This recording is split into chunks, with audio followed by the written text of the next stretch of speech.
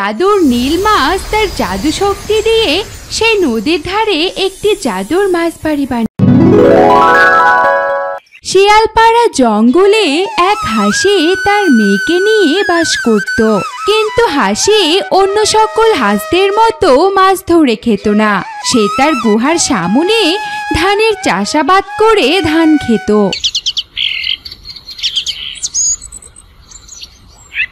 মা হেনা, বাহিরে আয়, সকাল হয়ে গেছে।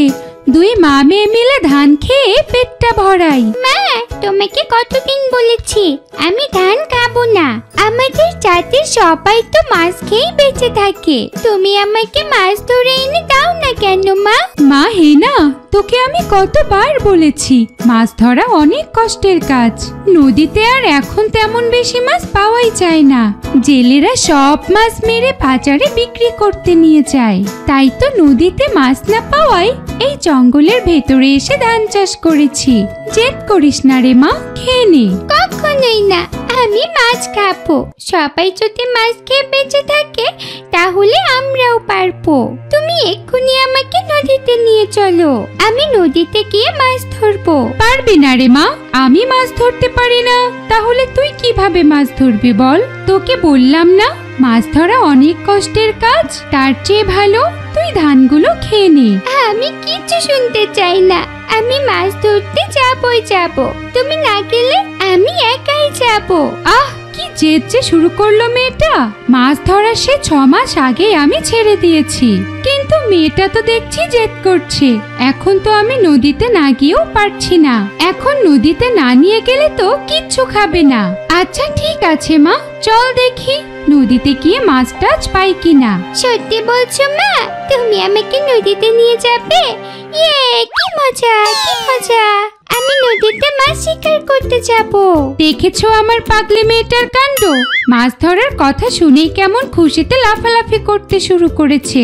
চল মা, দেরি করিস না। এই কথা বলে হাসি তার ছানাকে নিয়ে চললো নদীর দিকে।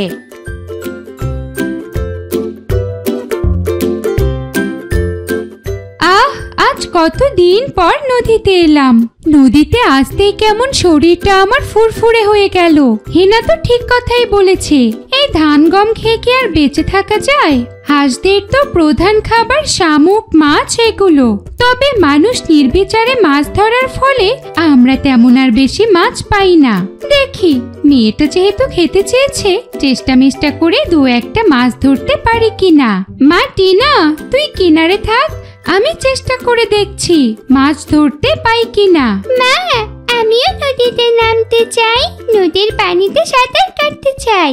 মারে, তুই তো এর আগে কোনোদিনই নদীতে নামিসনি, তুই তো সাঁতারও জানিস না। পারবি না রে মা, তুই নদীতে ডুবে মারা পড়বি। কিন্তু মা, আমার কি সাঁতার শিখতে হবে না? আচ্ছা ঠিক আছে, আমি মাছ ধরা শেষ করে তোকে সাঁতার শেখাবো। এই কথা বলে হাসি নদীর পানিতে নেমে গেল আর ডুব দিয়ে মাছ ধরার জন্য চেষ্টা করতে লাগলো। মা, মাছ ধরেছো? তোকে তো বলেছিলামই মা, মাছ ধরা এত সহজ কাজ নয়। দেখ সে কখন থেকে ডুব দিয়ে যাচ্ছি, কিন্তু এখন পর্যন্ত একটা মাছ ধরতে পারলাম না। কম সাধে কি আর আমি ওই জঙ্গলের ভেতরে গিয়ে ধান চাষ করা শুরু করে দিয়েছি? কথা শোনো না মা, তুমি চেষ্টা করতে থাকো, দেখবে অবশ্যই মাছ পাবে। কচু পাবো? আমার মন বলছে আজ আমি একটা মাছও পাবো না। শুধুমাত্র তোর জেদের কারণে এখানে আসা। মা, এবার তুমি ডুব দাও, দেখবে তুমি সত্যি সত্যি একটা মাছ পাবে। আচ্ছা ঠিক আছে, তাহলে কিন্তু এটাই শেষ ডুব। আমি যদি এই ডুবে মাছ না পাই তাহলে কিন্তু সত্যি সত্যি আমি উঠে আসবো। তখন কিন্তু আর জেদ করতে পারবি না। আচ্ছা মা, ঠিক আছে, তোমার শর্তে আমি রাজি। এই কথা বলে হাসি নদীর পানিতে দিল ডুব। আর কিছুক্ষণ পরেই একটা নীল রঙের মাছ ধরে নিয়ে হাসি ওপরে উঠে এলো। দেখেছো মা, তোমাকে বলেছিলাম না তুমি এবার মাছ পাবেই পাবে। ওরে বাবা, দেখেছো মাছটা কত সুন্দর, একেবারে নীল রঙের। মাছটা আমার খুব পছন্দ হয়েছে মা, আমি এক্ষুনি এটাকে খাবো। আরে ব্যাপারটা কি? এমন অদ্ভুত নীলবর্ণের মাছ তো আমি এর আগে কখনো দেখিনি। নদীতে যে নীলবর্ণের মাছ থাকে সেটাও তো আমার জানা নেই। কি ভাবছো মা? মাছটা আমাকে খেতে দাও। ভাবছি কি মা, আমি নীল রঙের এমন মাছ কখনো দেখিনি। আমার মনে হচ্ছে এই মাছটি খাওয়া ঠিক হবে না। এটা হয়তোবা কোনো মাছ নয়, একে ছেড়ে দেওয়াটাই আমাদের জন্য ভালো হবে। কি বলছো মা? এতদিন পরে একটা মাছ খেতে পারবো, আর তুমি কিনা বলছো ছেড়ে দিতে? আমি কখনো ওকে ছেড়ে দিব না, আমি এক্ষুনি ওকে খাবো। এই বলে যেই না হাসির মেয়ে হেনা মাছটিকে খেতে গেল, অমনি মাছটি বলে উঠলো, আমাকে খেও না, তোমরা আমাকে খেও না। কে কে কথা বলে উঠলো? মা হেনা, তুই কথা বলে উঠলি? না তো মা, আমি তো কথা বলিনি। তাহলে কে কথা বললো? কিছুই তো বুঝতে পারছি না। আমি কথা বলেছি, এই যে একটু নিচে তাকিয়ে দেখুন। আরে এই মাছটা তো দেখছি কথা বলছে। ওরে বাবা, মনে হচ্ছে এটা ভূত। মা টিনা, জলদি করে পালা। তো তোকে বলেছিলাম না এটা কোনো মাছ না? দেখলি, আমার কথা বিশ্বাস হলো তো? তাই তো মা, পালাও। দয়া করে আপনারা কোথাও যাবেন না, আমাকে নদীতে ছেড়ে দিয়ে যান। আপনারা আমাকে নদীতে ছেড়ে দিয়ে গেলে আমি আপনাদের একটা জাদুর জিনিস দেব। ওই জিনিসের কাছে আপনারা যা চাইবেন তাই পাবেন। সত্যি তুমি আমাদের জাদুর জিনিস দেবে? হ্যাঁ হ্যাঁ সত্যি, তবে আমাকে নদীতে ছেড়ে দিতে হবে। এর বিনিময়ে আপনারা যেটা চাবেন আমি আপনাদের সেটাই দেব। আচ্ছা ঠিক আছে, আমার মেয়েটা শুধু সব সময় মাছ খেতে চায়। তুমি এমন একটি জিনিস দাও যাতে আমাকে কষ্ট করে আর মাছ ধরে খেতে না হয়। আমি সেই জিনিসের কাছে মাছ চাইলেই যাতে সেই জিনিসটি আমাকে মাছ দেয়। আচ্ছা ঠিক আছে, আমি এই নদীর ধারে একটা মাছের বাড়ি বানিয়ে দিচ্ছি।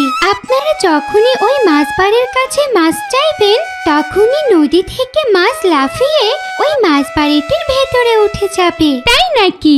তাহলে তো ভালোই হয়, দাও তাহলে এক্ষুনি। এরপর জাদুর নীল মাছ তার জাদু শক্তি দিয়ে সেই নদীর ধারে একটি জাদুর মাছ বাড়ি বানিয়ে দিল। হাসি আর তার মেয়ে সেই মাছ বাড়িতে প্রবেশ করে মাছ বাড়ির কাছে মাছ চাইলো। তখনই লাফিয়ে লাফিয়ে মাছ নদী থেকে মাছ বাড়ির ভেতরে উঠতে শুরু করলো। এটা দেখে তো হাসি আর ওর মেয়ে হেনা খুব খুশি হয়ে গেল। আরে এ কি অবাক কাণ্ড! এমন অদ্ভুত কাণ্ড দেখে তো আমি বিস্মিত হয়ে গেছি। এখন আপনারা আমাকে ছেড়ে দিন। আপনারা আমার কাছে যা চেয়েছেন আমি আপনাদেরকে তাই দিয়েছি, আর বেশিক্ষণ উপরে থাকলে আমি তো মারা যাব। ছেড়ে দিন আমাকে। আচ্ছা ঠিক আছে, ছেড়ে দিচ্ছি। যদি এরপর আমরা কোনো বিপদে পড়ি তখন কি হবে? আপনারা যদি এরপর আরো কোনো বিপদে পড়েন তাহলে আমাকে শুধু জাদুর নীল মাছ বলে ডাকলেই আমি ওপরে চলে আসব আর আপনাদের সাহায্য করব। আচ্ছা ঠিক আছে, আসবে কিন্তু। তোমাকে তাহলে ছেড়ে দিচ্ছি। এরপর হাসি সেই জাদুর নীল মাছটিকে ছেড়ে দিল, আর তারপর তারা মা মেয়ে সেই মাছ বাড়ির মাছ খেয়ে সুখে শান্তিতে দিন কাটাতে লাগলো। শিয়ালপাড়া জঙ্গলে এক হাসি তার দুটি ছানাকে নিয়ে বাস করত। একদিন হাসি নদী থেকে মাছ শিকার করে বাসায় ফিরছিল। তখনই ওই জঙ্গলের দুষ্ট পাজি শিয়ালটা হাসিকে দেখে ফেলে। আরে কি, ওই হাসি তো দেখছি মাছ ধরে নিয়ে ওর বাসার দিকে যাচ্ছে। মনে হচ্ছে ওই হাসি বাসায় ছানা ফুটিয়েছে। ভালোই হলো, অনেকদিন থেকে কচি হাত ছানার মাংস খাওয়া হয় না। ওই হাসি আর ওর ছানাকে খেয়ে একদিন আমার পেট ভরাবো। এই কথা বলে শিয়াল সেখান থেকে চলে গেল, আর শিয়ালের এসব কথা হাসি শুনতে পেয়েছিল। আরে এটা কি হলো? এতদিন আমি লুকিয়ে লুকিয়ে আমার ছানাদের জন্য মাছ শিকার করে আনছিলাম, কিন্তু আজ এই পাজি শিয়াল তো আমায় দেখে ফেললো। বলল একদিন আমার বাসায় গিয়ে আমাকে আর আমার ছানাদেরকে খেয়ে নিবে। না না, আমি বেঁচে থাকতে আমার ছানাদেরকে আমি কিচ্ছু হতে দিব না। যে করেই হোক ওই দুষ্ট পাজি শিয়ালের হাত থেকে আমার ছানাদেরকে রক্ষা করতেই হবে। এই কথা বলে হাসি তার বাসায় চলে গেল। আর বাসায় গিয়ে তার ছানাদেরকে বলল, ছানারা জলদি করে মাছগুলো খেয়ে নাও, আমাদের যে এক্ষুনি এখান থেকে পালাতে হবে। কি বলছো কি মা? আমরা হঠাৎ এখান থেকে পালাবো কেন? মারি, এক দুষ্ট পাজি শিয়ালের নজর যে আমাদের উপর পড়েছে। ওই শিয়াল যে কোনো সময় আমাদের খেতে আসতে পারে, তাই তাড়াতাড়ি এখান থেকে আমাদের পালিয়ে অন্য জায়গায় যেতে হবে। আর কথা বলার সময় নেই মা, তাড়াতাড়ি মাছগুলো খেয়ে তোরা দুপুনি চল আমার সাথে। এরপর হাসির ছানা দুটো ঘাপুস ঘুপুস করে মাছ দুটো খেয়ে তার মায়ের সাথে জঙ্গল ছেড়ে পালাতে লাগলো। আর হঠাৎই দুষ্ট পাজি শিয়াল হাসির সামনে চলে আসে। একই হাসি, আজকে আমি তোর ছানাকে খাওয়ার পরিকল্পনা করলাম, আর এখন দেখছি তুই তোর ছানাগুলোকে নিয়ে পালাচ্ছিস।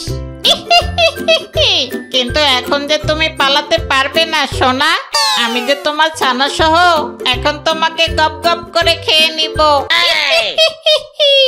আমাকে যেতে দাও শিয়াল ভাই, এই ছানা দুটো ছাড়া যে আমার আর কেউ নেই, আমি ওদেরকে ছাড়া বাঁচবো না, আমাকে যেতে দাও। জানি তো তুই বাঁচবি না, এজন্যই তো আমি তোর ছানা দুটোকেও খাবো, সাথে তোকেও খাবো, যাতে তোদের আর কারো কষ্ট না পেতে হয়, বুঝেছিস? এখন এত কথা বলিস না তো, ক্ষুধার জ্বালায় পেটের ভিতরে ইঁদুর দৌড়াচ্ছে, এখন আমাকে একটু শান্তি করে খেতে দে। এই কথা বলে দুষ্ট পাজি শিয়াল হাসির ওপর ঝাঁপিয়ে পড়লো। হাসি শিয়ালের পায়ের নিচ থেকে তার ছানাদেরকে বলল, ছানারা তোমরা এখান থেকে পালাও, আমাকে নিয়ে তোমরা ভেবো না, আমি জানি আমি বাঁচতে পারবো না, কিন্তু তোমরা তোমাদের নিজেদের জীবন বাঁচাও। মা, আমরা তোমাকে ছেড়ে চলে যাব, আমরা যে তোমাকে ছাড়া থাকতে পারবো না। এমন কথা বলো না মা, তোমরা এখানে থাকলে এই দুষ্ট পাজি শিয়াল তোমাদেরকেও খেয়ে ফেলবে, তাড়াতাড়ি পালাও আমার সোনারা। মায়ের এমন কথা শুনে ছানা দুটো সেখান থেকে পালাতে লাগলো।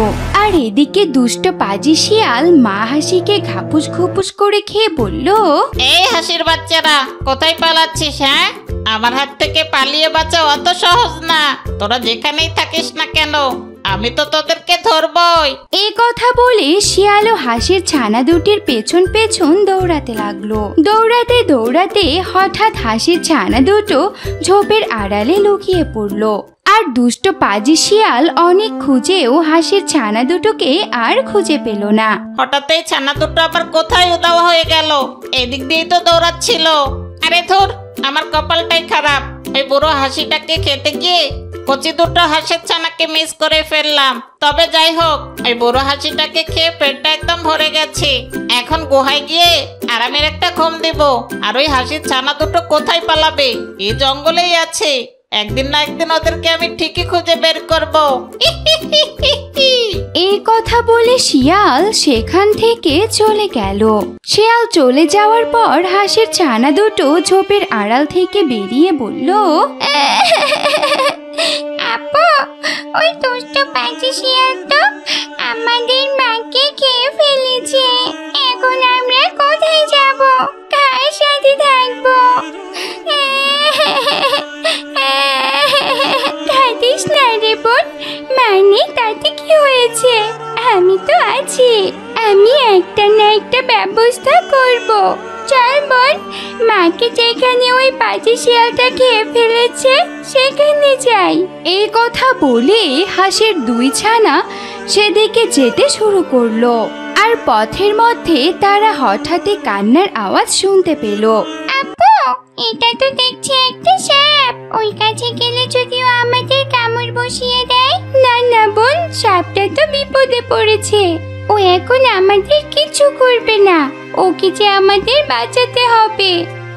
এরপর হাঁসের দুই ছানা কিছু ঔষধি গাছ নিয়ে গিয়ে সাপের শরীরের কাটা স্থানে লাগিয়ে দিল। আর সাথে সাথে সাপটির রক্ত পড়া বন্ধ হয়ে গেল।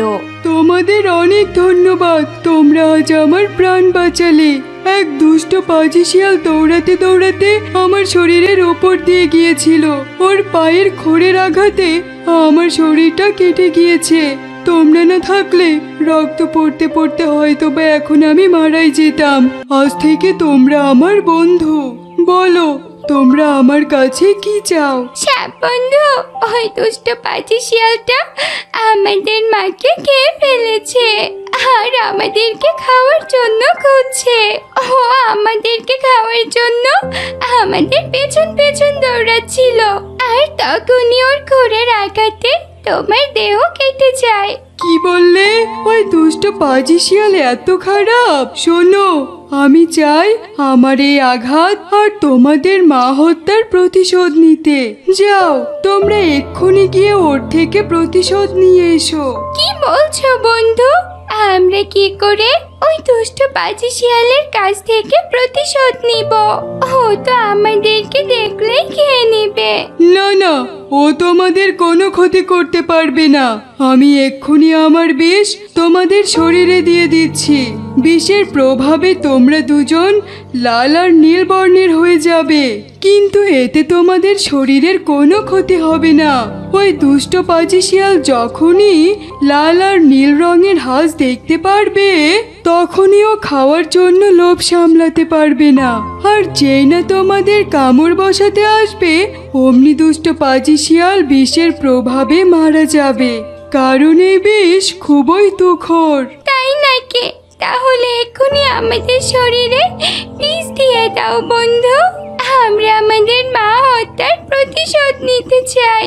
এরপর সাপ তার শরীরের সমস্ত বিষ হাঁসের দুই ছানার শরীরে দিয়ে দিল, আর হাঁসের দুই ছানা সাথে সাথে লাল ও নীল বর্ণের হয়ে গেল। আর তারপর লাল ও নীল হাঁসছানা চলল দুষ্ট শিয়ালের গুহার দিকে। হাঁসছানা দুষ্ট পাজি শিয়ালের গুহার সামনে যেতেই দুষ্ট পাজি শিয়াল হাঁসছানা দুটোকে দেখে ফেললো। আরে এ দুজন ওই হাসির ছাড়া না? ওরে বাবা, এরা তো দেখছি নিজে থেকেই আমার কাছে আসছে। ওরে বাবা, শরীরে আবার দেখছি রঙও ভরেছে, লাল রং নীল রং। মনে হচ্ছে দৌড়াতে দৌড়াতে কোনো রঙের ডিব্বার মধ্যে পড়ে গিয়েছিল, এজন্যই আমি খুঁজে পাইনি। যাক বাবা, কোনোদিন লাল রঙের আর নীল রঙের হাঁস খাইনি। আজ এই দুটোকে খেয়ে আমার সেই স্বপ্নটাও পূরণ করব। এই কথা বলে শিয়াল যেই না লাল হাঁসছানা আর নীল হাঁসছানাকে খেতে এলো, অমনি শিয়াল ওদের বিষের প্রভাবে মরে লাল ও নীল রঙের হয়ে গেল। তখনই সেখানে সেই সাপটি চলে এলো, আর তারপর ওই হাঁসছানা দুটির ওপর থেকে তার বিষ তুলে নিল, আর হাঁসছানা দুটো আবারও স্বাভাবিক হয়ে গেল। চলো বন্ধু, তোমাদের আর কোনো ভয় নেই। তোমরা যতদিন বড় না হয়ে উঠছো, ততদিন তোমরা আমার গুহাতেই থাকবে। এই জঙ্গলের কেউই তোমাদের আর কোনো ক্ষতি করার সাহসও পাবে না। ঠিক আছে বন্ধু, চলো। এরপর হাঁসছানা দুটো সাপের সাথে তার গুহায় চলে যায়, আর সাপের সাথে সুখে শান্তিতে দিন কাটাতে লাগে।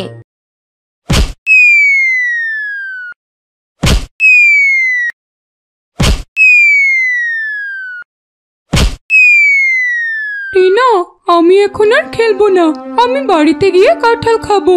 আমার মা মনে হয় এতক্ষণে আমাদের কাঁঠাল বাগান থেকে কাঁঠাল পেড়ে এনেছে। কি বললি হালিমা?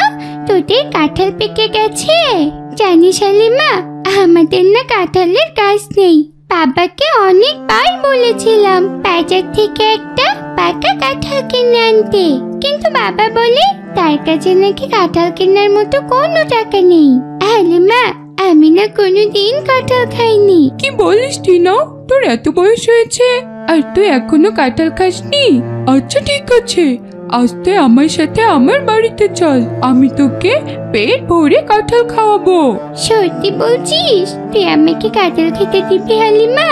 আচ্ছা চল চল, আমার না কাঁঠাল খেতে খুব ইচ্ছে করছে। আচ্ছা ঠিক আছে, চল টিনা। এই বলে বাঘিনীর মেয়ে হালিমা টিনাকে নিয়ে তাদের বাড়ির দিকে চলল। বাড়িতে গিয়ে হালিমা তার মাকে ডাকতে লাগলো। মা, মা, কোথায় তুমি? বাড়িতে আছো?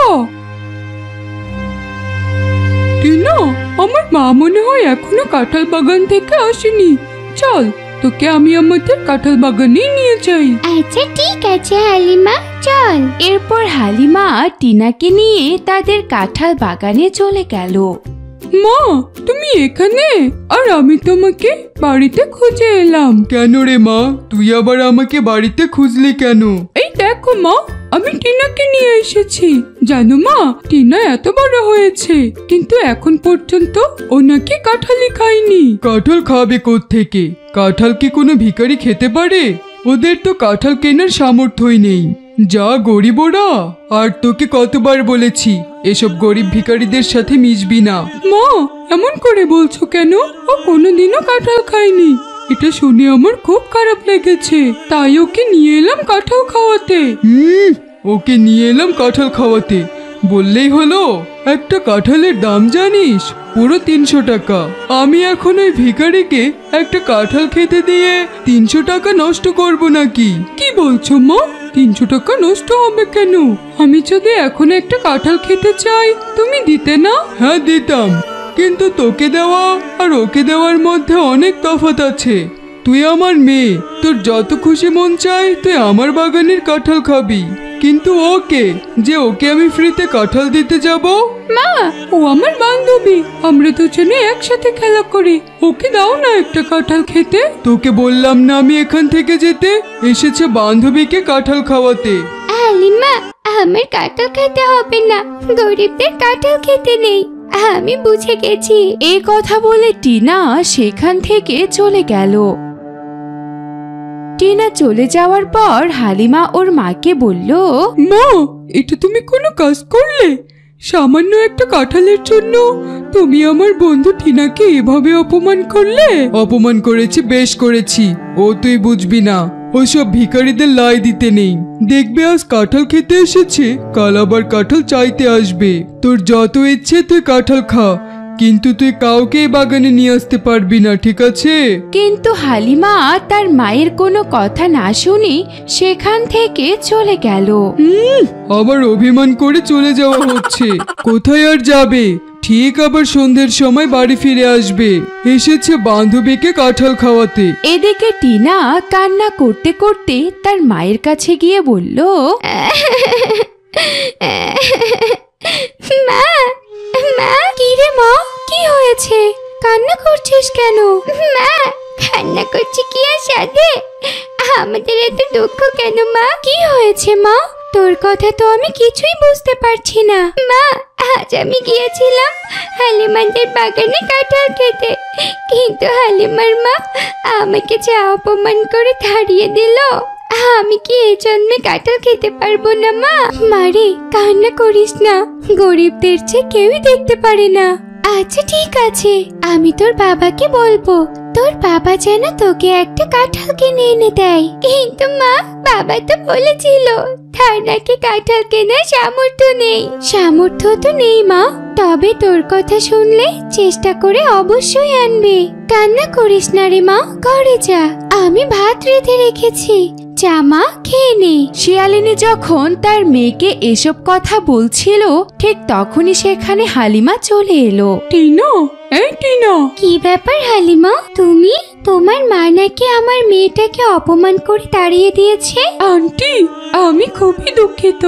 মা যে এমন করবে আমি বুঝতে পারিনি, তাই ওর কাছে আমি ক্ষমা চাইতে এলাম। তুমি ক্ষমা চেয়ে কি করবে মা? তুমি ভালো, সেটা তো আমি জানি, কিন্তু আমার মেয়েটা কাঁঠাল খেতে না পেরে খুব মন খারাপ করেছে। আমি জানি আন্টি। টিনা, এই দেখ, তোর জন্য আমি কাঁঠালের বীজ এনেছি। তুই এই কাঁঠালের বীজগুলো তোদের বাড়িতে রোপণ করে দে। সেই বীজ থেকে চারা বেরিয়ে সেই চারাগুলো বড় হয়ে তাতে কাঁঠাল ধরবে। তখন তুই তোর নিজের গাছেরই কাঁঠাল খেতে পারবি, আর কাঁঠালের জন্য তোকে কষ্ট পেতে হবে না। টিনা, তোকে অনেক ধন্যবাদ হালিমা। দে, বীজগুলো দে। এরপর হালিমা, টিনা আর তার মা মিলে সেই কাঁঠালের বীজগুলো তাদের বাড়ির সামনে রোপণ করে দিল। এভাবেই আরো 2-3 দিন কেটে গেল। একদিন টিনা দেখলো সেই কাঁঠালের বীজগুলো থেকে চারা বেরিয়েছে। এজন্যই টিনা সেই কাঁঠাল চারার যত্ন আরো বাড়িয়ে দিল। কিন্তু অবাক করা কাণ্ড, এক রাতের মধ্যেই কাঁঠাল গাছগুলো বড় হয়ে তাতে কাঁঠাল ধরে গেল। মা, মা, কোথায় তুমি? দেখে যাও, কি অবাক কাণ্ড ঘটেছে। কি হয়েছে রে মা? ডাকছিস কেন? মা, ওইদিকে তাকিয়ে দেখো, আমাদের কাঁঠাল গাছগুলো বড় হয়ে তাতে আবার কাঁঠাল ধরেছে। আরে, এ কি অবাক করা কাণ্ড! কালই তো কাঁঠালের চারাগুলো ছোট ছোট দেখলাম, আজ হঠাৎ করে এত বড় হলো কি করে? আমি হলাম কাঁঠাল রানী। টিনার কাঁঠাল খাওয়া নিয়ে মন খারাপ দেখে আমার খুব খারাপ লেগেছে। কাঁঠাল হলো জাতীয় ফল, এটা সবার খাওয়ার অধিকার আছে। কিন্তু ওই হালিমার মা টিনাকে কাঁঠাল না দিয়ে খুব বড় অন্যায় করে ফেলেছে। তাই আমি কাঁঠাল রানী হয়ে নিজেই এই কাঁঠাল গাছে ভর করেছি। মাত্র 1 সপ্তাহের মধ্যেই আমি এই গাছগুলোতে কাঁঠাল দিয়েছি। তোমরা চিন্তা করো না, তোমাদের এই কাঁঠাল গাছগুলো হচ্ছে 12 মাসি কাঁঠাল গাছ। তোমরা এই কাঁঠাল গাছগুলো থেকে কাঁঠাল খেতেও পারবে, কাঁঠাল বিক্রিও করতে পারবে। 12 মাস কাঁঠাল বিক্রি করে তোমাদের সংসার খুব ভালোভাবেই কেটে যাবে। আমি তাহলে এখন আসি, ভালো থেকো তোমরা। এ কথা বলে কাঁঠাল রানী সেখান থেকে অদৃশ্য হয়ে চলে গেল। তারপর থেকে টিনা আর তার মা সেই 12 মাসে কাঁঠালের গাছ থেকে কাঁঠাল বাজারে বিক্রি করে অনেক টাকা পেল।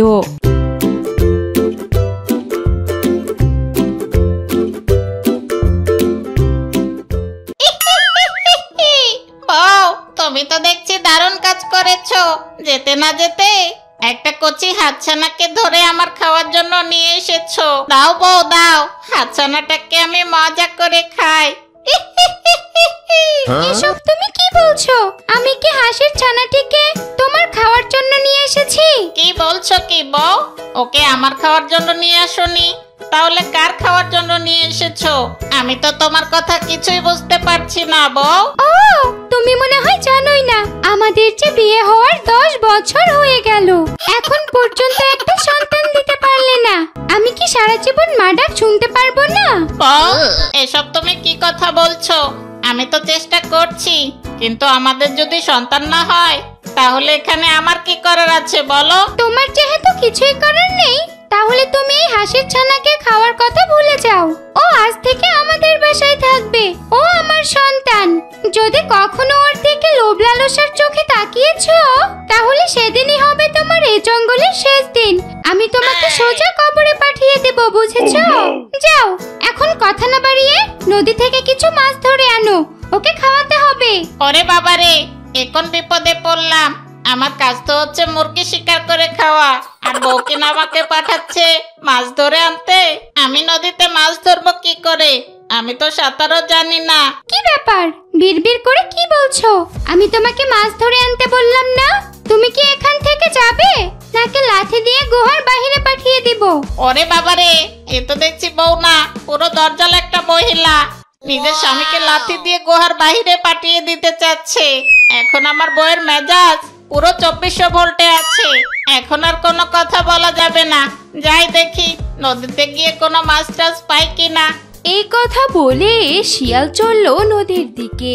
আর নদীর পাড়ে গিয়ে শিয়াল দেখলো নদীর পানিতে অনেকগুলো মাছ লাফালাফি করছে। ওরে মাইরি, এখানে তো দেখছি অনেক মাছ, কিন্তু এই মাছগুলোকে আমি ধরবো কি করে? ওরা তো পানির ভেতরে লাফাচ্ছে। মাছগুলো ধরতে গেলেই তো আমি পানির ভেতরে পড়ে যাব। তবুও দেখি একটু চেষ্টা করে 2-1টা মাছ ধরতে পারি কিনা। এই বলে শিয়াল সেই মাছগুলো ধরার জন্য চেষ্টা করতে লাগলো। এদিকে দূর থেকে এই দৃশ্য ওই কুমিরটি দেখে ফেললো। আরে, এটা ওই দুষ্ট শিয়ালিনীর স্বামী না, যে আমার কাছ থেকে হাঁসের ছানাকে ছিনিয়ে নিয়ে গেছে? মনে হচ্ছে তো বেটা, ওই হাঁসের ছানাটিকে মাছ খাওয়ানোর জন্য নদীতে মাছ নিতে এসেছে, আর মাছ ধরতে গিয়ে পানিতে পড়ে গেছে। ভালোই হলো, ওই হাঁসের ছানাটিকে খেতে পারেনি, তাতে কি হয়েছে? ওই পাজি শিয়ালিনীর স্বামীকে খেয়ে তারই প্রতিশোধ নিব। যেমন ভাবনা তেমন কাজ। কুমির চলল সেই শিয়ালিনীর স্বামীর কাছে। এদিকে কুমিরকে দেখে তো দুষ্ট শিয়াল অনেক ভয় পেয়ে গেছে। ওরে বাবা রে, এ কি হয়ে গেল? ওরে বাবা, ওই কুমিরটা তো দেখছি আমার দিকেই আসছে। এখন আমি কি করি? হায় হায়, এখন যদি আমি তীরে না উঠতে পারি খেয়ে নিবে। দেখি একটু চেষ্টা করে তীরে উঠতে পারি কিনা। এরপর শিয়াল চেষ্টা করতে করতে নদীর তীরে উঠে গেল, আর তখনই সেখানে কুমির এসে পড়ল।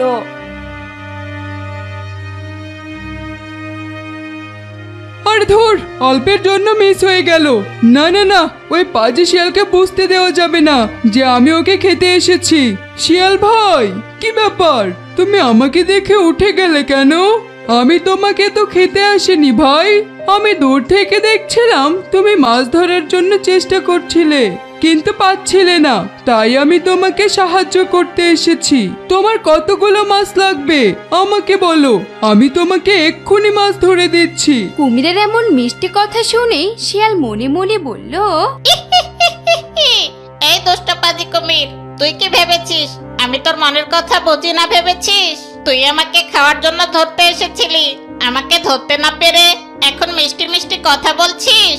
তুই কি ভেবেছিস আমাকে মিষ্টি মিষ্টি কথা বললেই আমি পানিতে নেমে যাব, তারপর তুই আমাকে ধরে কচকচ করে চিবিয়ে খেয়ে নিবি? তোর এই মনের আশা আমি কখনোই পূরণ হতে দিব না দুষ্ট পাজি কুমির। আমি হলাম শিয়াল পণ্ডিত রে, শিয়াল পণ্ডিত। আমারও মাথায় বুদ্ধি কম নেই। দাঁড়া, তোর ফাঁদে আমি তোকেই ফালাচ্ছি। কি ব্যাপার শিয়াল ভাই, কি ভাবছো? আমি তো দেখেছি তুমি আমাকে সাহায্য করার জন্য নদীর ওই পার থেকে এখানে এসেছো, কিন্তু তোমার যাতে আমাকে সাহায্য করতে না হয় তাই আমি নিজে থেকে উপরে উঠে এসেছি, যাতে তোমার কোনো কষ্ট না হয়, বুঝেছো? কুমির দিদি, তুমি এক কাজ করো, তাড়াতাড়ি আমাকে কটা মাছ ধরে দাও। আমি আমার বউয়ের কাছে শুনেছি আমার বউ যে হাঁসের ছানাটাকে নিয়ে গিয়েছে, তুমি নাকি সেটাকে খেতে চেয়েছিলে। আমিও চাই না ওই হাঁসের ছানাটা আমার গুহায় থাকুক। আমার বউ ওই হাঁসের ছানাটাকে পুষে সন্তানের মতো লালন পালন করতে চাচ্ছে, আর আমাকে দিয়ে প্রতিদিন মাছ ধরাবে। তাই আজকে আমি তোমার থেকে কিছু মাছ ধরে নিয়ে গিয়ে হুজুম বাজুম বুঝিয়ে ওই হাতছানাকে নদীর পাড়ে নিয়ে আসবো, তারপর তুমি ওকে মজা করে খাবে, কেমন? আরে শিয়াল ভাই, তুমি তো দেখছি একদম মনের কথা বলেছো। আমি আসলে তোমার বউয়ের ওপর প্রতিশোধ নেওয়ার জন্যই তোমাকে খেতে এসেছিলাম। আচ্ছা ঠিক আছে, তুমি যেহেতু ওই হাঁসের ছানাকে আমায় দিয়ে দিতে চাচ্ছ, আমি তোমাকে এক্ষুনি মাছ ধরে দিচ্ছি। তবে হ্যাঁ, ওই হাঁসের ছানাটিকে কিন্তু আমায় অবশ্যই দিতে হবে। তা আবার বলতে, তুমি কোনো চিন্তা করো না, তাড়াতাড়ি তুমি আমাকে কটা মাছ ধরে দাও। আমি ওই হাতছানাকে মাছ খাওয়ার কথা বলে চুপি চুপি ওকে নদীর কাছে নিয়ে আসবো, তারপর ওই হাতছানাটিকে আমি তোমার হাতে তুলে দিব। চিন্তা করো না কুমির দিদি, দাও তাড়াতাড়ি কটা মাছ ধরে দাও। এরপর কুমির শিয়ালকে কিছু মাছ ধরে দিল, আর মাছগুলো পেয়ে শিয়াল বলল, এই দুষ্ট কুমির, তুই কি ভেবেছিস তোর ফন্দি মনে করছিস আমি বুঝি না?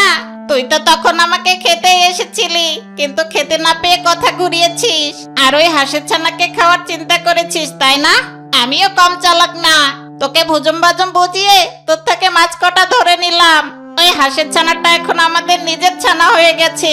তুই কি করে ভাবলি আমাদের ছানাকে আমি তোর হাতে তুলে দিব? থাক তুই তাহলে এখানে, আমি তাহলে এখন যাচ্ছি, টাটা বাই বাই। এই বলে শিয়াল সেখান থেকে চলে গেল।